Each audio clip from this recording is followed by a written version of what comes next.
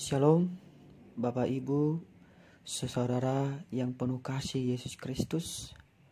Firman Tuhan yang akan kita renungkan di minggu hari ini yaitu Minggu Okuli nomor 8.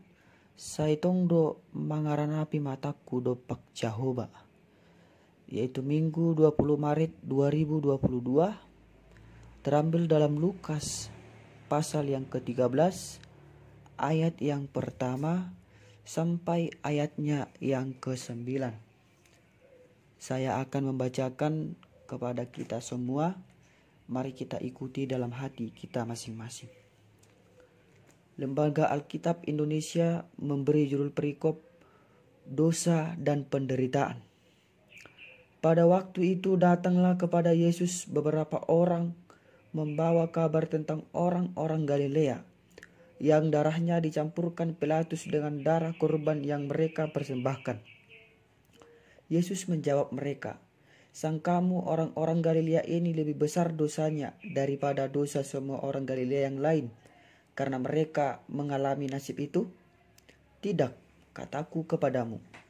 Tetapi jikalau kamu tidak bertobat, kamu semua akan binasa atas cara demikian.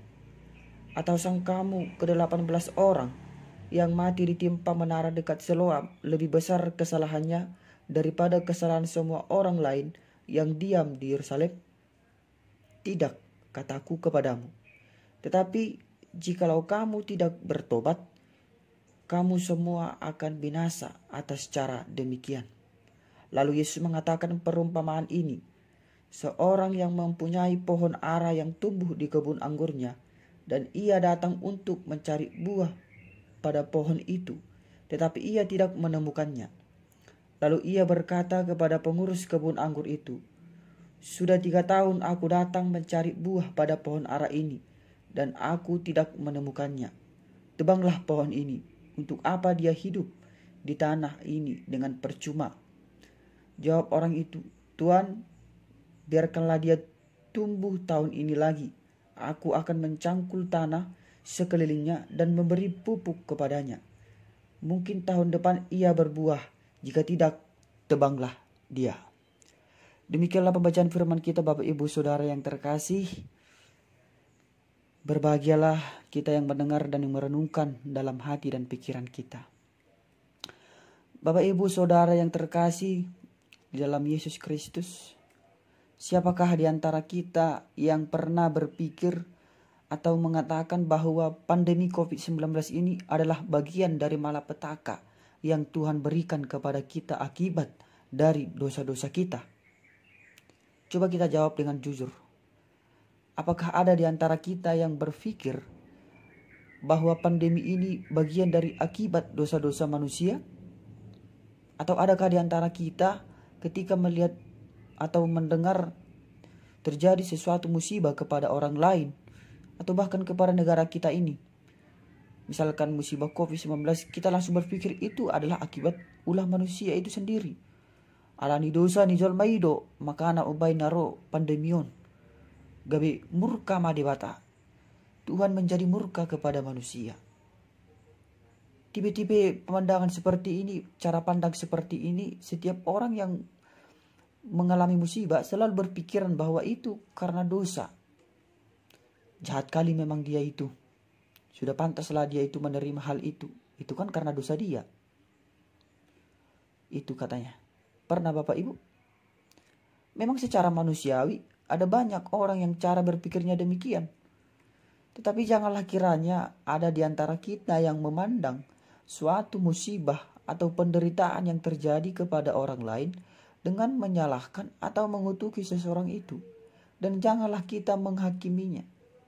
Ibarat kata, sudah jatuh tertimpa tangga lagi, ya kan?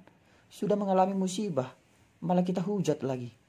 Bertubi-tubilah jadinya penderitaan itu. Nah, Bapak Ibu Saudara yang terkasih, pikiran-pikiran menyalahkan orang lain akibat penderitaan yang dialami oleh seseorang atau sekelompok orang sudah tertanam dalam pikiran orang-orang Yahudi sedari dulu, sedari pada masa konteks firman Tuhan ini, bahwa pada kacamata Yahudi, bahwa siapapun orangnya, jika dia mengalami musibah, itu adalah akibat dari dosanya sendiri. Itulah yang menjadi penekanan Yesus pada konteks kita ini, bahwa Yesus menolak, Yesus merekonstruksi paham-paham seperti itu. Yesus tidak menerima paham-paham seperti itu. Secara historis bahwa ini teks kitab kita ini ada hubungannya dengan pemerintahan Romawi yang dipimpin oleh Pilatus. Bahwa ketika itu pemerintahan Romawi yang dipimpin oleh Pilatus berpengaruh di Yerusalem karena berhasil membantu kesulitan yang terjadi di sana, yaitu kesulitan dalam menemukan air bersih dengan membangun pensuplai air. Tetapi Pilatus mengambil uang dari bait Allah untuk membangun pensuplai air itu. Dia membantu membangun, meringankan kesulitan, mencari peluang. Tetapi dia mengambil uang dari bait Allah untuk membangun pensuplai air itu. Nah, hal itulah yang membuat Yahudi, orang-orang Yahudi tidak senang dan mereka berkumpul bersama untuk membahas hal itu. Tetapi Pilatus menginstruksikan serdadu-serdadunya atau para tentaranya untuk menyusup di tengah-tengah mereka. Menyusup di tengah-tengah orang-orang Yahudi yang sedang rapat pada saat itu. Disuruhnya lah serdadunya ini memakai jubah untuk menutupi pakaian perang mereka sebagai penyamaran. Dan serdadu-serdadunya itu diinstruksikan untuk membawa gada, bukan alat perang, supaya mereka tidak ketahuan. Nah, pada saat itu serdadu-serdadunya ini diperintahkan bahwa ketika ada perintah maka bersiap-siap untuk menyerang dan membubarkan rapat orang-orang Yahudi itu. Tetapi ternyata Bapak Ibu Saudara yang dipenuhi kasih Yesus Kristus, para serdadunya ini melaksanakan tugas mereka dengan kekerasan yang melampaui instruksi yang diberikan. Sehingga para tentara Pilatus ini juga membunuh orang-orang Galilea yang saat itu sedang mempersembahkan korban. Maka Bapak Ibu Saudara yang terkasih, ketika itu orang Yahudi yang melihat kejadian itu, yaitu kejadian pembunuhan itu, datanglah mereka membawa kabar kepada Yesus bahwa beberapa orang Galilea sudah terbunuh oleh Pilatus dan darahnya telah dicampurkan dengan darah kurban yang mereka persembahkan. Hal itu diberitahukan oleh orang-orang Yahudi seolah-olah menunjukkan bahwa nasib orang Galilea yang terbunuh itu tidak sama dengan nasib mereka. Dan mereka ingin menyampaikan bahwa mereka yang terbunuh itu, orang-orang Galilea yang terbunuh itu adalah orang-orang yang penuh dengan dosa, orang-orang yang banyak dosanya. Sehingga Yesus yang mengetahui hal itu, yang mendengarkan hal itu, menolak pemahaman itu. Melalui itu orang Yahudi yang menyampaikan hal itu, mereka berharap bahwa Yesus sekiranya setuju dengan pernyataan mereka. Yesus sekiranya setuju dengan apa yang mereka sampaikan. Tapi nyatanya Yesus malah membantah mereka dengan memberi pemahaman yang tidak dapat mereka terima. Pada ayat 2 itu Bapak Ibu Saudara yang terkasih, jelas dikatakan oleh Yesus bahwa Yesus menjawab mereka, "Sangkamu orang-orang Galilea ini lebih besar dosanya daripada dosa semua orang Galilea yang lain karena mereka mengalami nasib itu?" Ayat 3, "Tidak, kataku kepadamu, tetapi jikalau kamu tidak bertobat, kamu semua akan binasa atas cara demikian." Yesus menolak. Memang orang-orang Yahudi ini memiliki kebiasaan secara ketat dalam mengaitkan dosa dengan penderitaan. Jadi jika mereka melihat orang lain mengalami penderitaan, itu mereka menjustifikasi itu adalah akibat dosa mereka. Maka di sini jika kita mengingat cerita Ayub juga, cerita Ayub yang setia kepada Allah, Ayub juga mendapat hujatan dari Elifas. Elifas berkata kepada Ayub, "Siapa binasa dengan tidak bersalah?" Artinya di situ penderitaan Ayub sendiri pun dianggap sebagai upah dari dosa Ayub. Padahal sebenarnya tidak. Ini merupakan ajaran-ajaran yang mengecilkan hati. Yesus dengan keras menolak paham seperti itu. Yesus ingin mengatakan bahwa sebenarnya orang-orang yang paling banyak menderita itu sebenarnya adalah justru orang-orang yang kudus, yang mengetahui kebenaran dan menolak kejahatan. Sehingga mereka ditolak dan dianiaya. Nah Bapak Ibu Saudara yang terkasih, di dalam Yesus Kristus. Yesus kemudian mengaitkan kisah musibah mengenai ke-18 orang yang ditimpa oleh menara dekat Siloam dengan menekankan bahwa musibah yang mereka alami juga tidak berarti menunjukkan bahwa mereka sebagai orang yang banyak dosa, sementara orang yang tidak mengalami musibah itu terkesan lebih suci dan kudus. Itu tidaklah ada hubungannya, kata Yesus. Tetapi Yesus menegaskan supaya bertobatlah agar tidak binasa. Yesus mengatakan jika para pendengarnya tidak bertobat, maka mereka juga akan mengalami malapetaka seperti itu. Hal itu disampaikan oleh Yesus karena Yesus sudah melihat apa yang akan terjadi ke depannya. Yesus telah terlebih dahulu melihat nasib yang akan menimpa Yerusalem, yaitu kebinasaan kota itu yang terjadi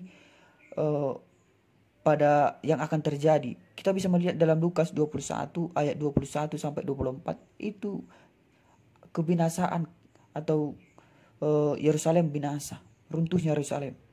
Yesus tahu persis bahwa apabila orang Yahudi itu terus berjalan dengan intrik-intrik mereka, dengan pemberontakan-pemberontakan mereka, dengan ambisi-ambisi politik mereka, dan dengan pemahaman yang keliru itu, maka mereka sebenarnya sedang menuju kepada pembunuhan diri secara nasional. Yesus tahu bahwa pada akhirnya Roma akan campur tangan dan akan melenyapkan bangsa itu. Dan itulah persis yang terjadi pada pasal 21 itu, ayat 21 sampai 24. Dengan demikian, maka apa yang dimaksudkan Yesus adalah bahwa jikalau orang-orang Yahudi tetap mencari hal duniawi dan menolak kerajaan surga, maka mereka pada akhirnya akan menemui kebinasaan mereka sendiri. Bertobatlah supaya tidak binasa, kata Yesus. Di sini Yesus memberikan kepada kita suatu situasi yang bersifat paradoksal. Maka Yesus mendorong seruan pertobatan itu dengan perumpamaan tentang pohon ara yang tidak berbuah. Jika pohon ara sudah tidak berbuah lagi, maka baiklah itu ditebang dan dibuang, sebab itu tidak berguna lagi. Ini menegaskan bahwa orang-orang yang tidak bertobat akan binasa oleh perbuatannya sendiri. Orang-orang yang tidak bertobat tidak akan melihat lagi bagaimana kemuliaan Tuhan secara rohani dan tidak akan merasakan kehadiran Tuhan di dalam kehidupannya. Ilustrasi pohon ara ini diumpamakan dengan Yesus sebagai yang memiliki pohon ara, dan kita manusialah pohon ara itu. Jika kita sudah tidak lagi berbuah baik, maka kita akan ditebang dan dibuang. Pohon ara di Israel itu biasanya berbuah 2 kali setahun. Jadi sudah selama 3 tahun pohon ara itu tidak berbuah. Artinya sudah ada 6 kali musim berbuah yang sudah dilewatkan. Dan dalam pemahaman bahwa pohon ara yang sudah tidak berbuah selama 3 tahun, artinya dia tidak akan berbuah lagi sampai seterusnya. Nah, tetapi Bapak Ibu Saudara yang terkasih, Bapak Ibu Saudara yang dipenuhi kasih Kristus, dalam cerita perumpamaan itu pohon ara masih diberi kesempatan hidup untuk memberikan buahnya. Sehingga itu menunjukkan bahwa hidup kita ini sebenarnya diberi kesempatan untuk melakukan dan berbuah yang baik. Ini adalah cara Yesus yang sangat lazim untuk memberikan kepada kita anugerah kesempatan demi kesempatan. Maka perumpamaan itu juga memperlihatkan bahwa ada kesempatan yang terakhir. Apabila kita menolak kesempatan demi kesempatan, maka kita juga akan menutup diri kepada Allah. Ketika hal itu sudah terjadi, maka seorang tuan rumah akan mengatakan dalam Lukas 13 ayat 27 itu, "Aku tidak tahu dari mana kamu datang. Enyalah dari hadapanku. Hai kamu sekalian yang melakukan kejahatan. Binasalah jika tidak bertobat." Artinya demikian. Bapak Ibu Saudara yang dipenuhi kasih Kristus, dalam setiap tindakan manusia pasti selalu banyak tanggapan dari orang-orang sekitar, baik itu perbuatan baik ataupun perbuatan jahat. Ada banyak orang yang merasa dirinya paling baik dan paling kudus dari orang lain dalam dunia ini. Tetapi janganlah kiranya kita terfokus pada hal itu, tetapi bertobatlah supaya tidak binasa. Seperti topik minggu kita hari ini, yaitu bertobatlah supaya tidak binasa. Bertobat itu artinya berubah sikap, berpaling dari dosa-dosa, dan kembali kepada hal-hal yang menyenangkan Allah. Apakah kata pertobatan itu hanya berlaku bagi yang melakukan kesalahan besar seperti membunuh? Jawabannya tidak. Pertobatan itu berlaku pada semua sikap. Pertobatan itu berlaku pada semua perbuatan dan tindakan. Jika kita masih malas-malas beribadah, malas berdoa, malas ikut punguan-punguan termasuk punguan ina, punguan ama, punguan naposo, ataupun punguan lansia, kemudian dari kemalasan itu kita berubah menjadi rajin, itu juga adalah bertobat. Jika kita masih mengantuk-mengantuk saat mendengarkan firman Tuhan, atau main-main HP di kursi ketika kita mendengarkan firman Tuhan, kemudian kita berubah menjadi serius mendengarkan firman Tuhan, itu juga adalah bertobat. Ada perubahan sikap. Dan yang paling pentingnya adalah ketika kita masih khawatir akan hidup ini, khawatir akan masa depan kita, khawatir akan masa depan anak-anak kita, khawatir akan masa depan keluarga kita, dan kita masih mengandalkan kekuatan duniawi ini, sehingga kita lupa mencari Tuhan. Tetapi kemudian kita menjadi orang-orang yang paling setia kepada Tuhan dan menyerahkan sepenuhnya kehidupan ini hanya kepada Tuhan. Itu juga adalah pertobatan, dan itu adalah pertobatan yang Tuhan inginkan. Pada intinya pertobatan itu adalah ada perubahan sikap, berpaling dari dosa-dosa, dan kembali kepada hal-hal yang menyenangkan Allah. Sehingga Bapak Ibu Saudara yang terkasih, pernah suatu ketika ada seorang yang pekerjaannya mencuri. Dia ini seorang pencuri yang profesional. Sudah 3 tahun bekerja sebagai pencuri, tetapi belum pernah ketahuan apalagi ketangkap. Walaupun rumah itu memiliki CCTV, tetapi tetap saja dia tidak tertangkap kamera.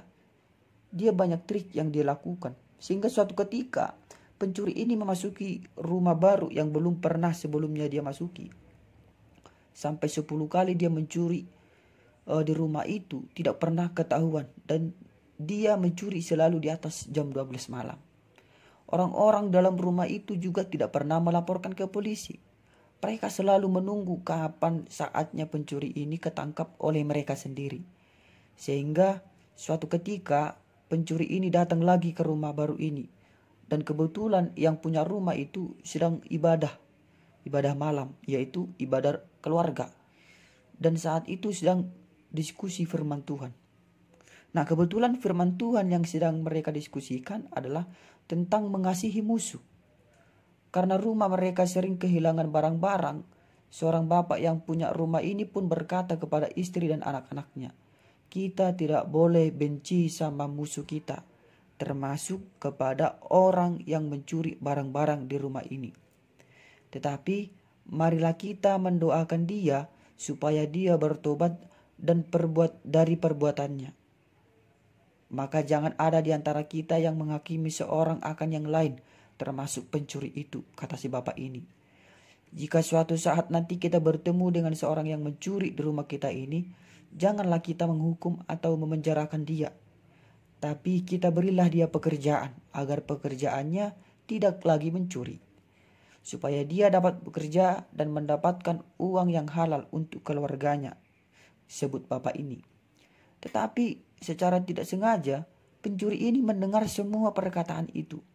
Dan dia sempat merenung dalam pikirannya, ternyata yang punya rumah itu sudah sangat baik kepada dia. Dan dia salah memilih rumah tempat dia mencuri. Nah, pada akhirnya dia pun menyerahkan diri dan mengaku bahwa dialah pencuri yang selama ini di rumah itu. Akhirnya dia bertobat dan dia diberikan pekerjaan oleh orang yang punya rumah itu, yaitu sebagai supir pribadinya. Nah, Bapak Ibu Saudara yang dikasihi dalam Yesus Kristus, hikmat apa yang mau kita ambil dari ilustrasi tersebut? Yaitu mari terus berpikir positif dalam hidup ini.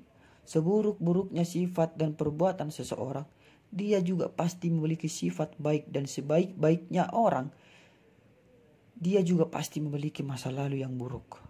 Jadi janganlah menghakimi satu dengan yang lain, tetapi bertobatlah.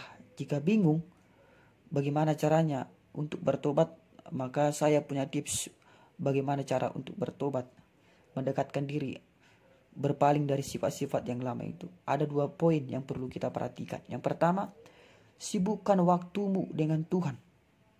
Pahabis tikim dohot debata. Lakukan hal-hal yang positif dalam hidup ini. Dalam epistel kita Yesaya 55 ayat 6 berkata, carilah Tuhan selama ia berkenan ditemui. Artinya, bangun persekutuan dengan Tuhan. Ikuti persekutuan-persekutuan yang ada dalam gereja kita. Jika ada pendalaman Alkitab, punguan ina, persekutuan punguan ina, persekutuan punguan ama, persekutuan punguan naposo, atau ibadah-ibadah keluarga, ikutilah itu. Daripada kita mendengarkan gosip, jauh lebih baik jika kita mendengarkan firman Tuhan. Dengan memberikan waktu terus bersama dengan Tuhan, maka kita akan terkontaminasi dengan hal-hal ajaran baik dengan firman Tuhan yang kita dengarkan. Yang kedua, jugul hon martangiang. Doa merupakan cara kita membangun relasi dengan Tuhan melalui komunikasi. Selalu berdoa akan mendekatkan diri kita kepada Tuhan dan hidup kita akan dipengaruhi oleh Tuhan. Saya selalu ingat pesan orang tua saya, yaitu bertemanlah dengan orang-orang baik, orang-orang pintar, dan orang-orang berpengalaman. Bertemanlah dengan orang-orang yang di atas umur kita agar kita dapat belajar dari mereka. Dan saya yakin orang tua kami yang ada di sini yang sedang mendengarkan firman Tuhan ini juga pasti berpesan kepada anaknya agar berteman dengan orang-orang yang baik.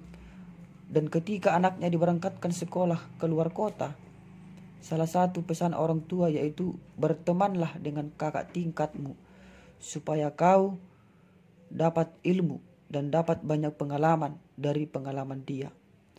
Artinya relasi dan komunikasi yang baik dapat membuat kita menjadi seseorang yang lebih baik. Jika kita terus-menerus berkomunikasi kepada Tuhan, berdoa kepada Tuhan, maka kita akan disingkapkan hal-hal yang baik dalam hidup ini. Kita akan terikat dengan Tuhan. Oleh karena itu Bapak Ibu Saudara yang terkasih, yang perlu saya tekankan di sini adalah sebelum terlambat, mari kuatkan tali relasi, tali hubungan kita kepada Tuhan. Kita dapat mengatakan bahwa kita semua berhutang kepada hidup. Kita masuk ke dalam kehidupan ini atas risiko kehidupan orang lain, yaitu kasih seorang ibu. Dan kita tidak dapat hidup selanjutnya tanpa kasih dari orang lain. Artinya kita mewarisi suatu peradaban Kristen dan suatu kebebasan yang kita tidak ciptakan. Di atas pundak kita terletak kewajiban untuk memperlakukan segala sesuatu dengan lebih baik dari apa yang kita temui dan yang sudah kita lakukan selama ini. Tuhan masih memberikan kita kesempatan untuk memperbaiki semuanya. Tuhan menunggu kita mengubah semuanya dan untuk berbuah ke depannya. Sama seperti perumpamaan pohon ara tadi, bahwa Tuhan masih memberi kesempatan untuk hidup, untuk bertumbuh dan untuk berbuah. Demikianlah juga Tuhan memberikan kita kesempatan untuk terus berkarya kepada Tuhan sebagai seorang yang sudah ditebus oleh Tuhan. Maka pesan saya kepada kita Bapak Ibu Saudara-saudari yang dipenuhi kasih Kristus, hidup ini adalah kesempatan untuk berbuah dan berdampak baik. Maka pakailah kesempatan itu dengan baik sebelum waktu kesempatan itu berakhir. Kiranya Tuhan memampukan kita semua untuk melakukan sesuai dengan kehendak Tuhan. Amin.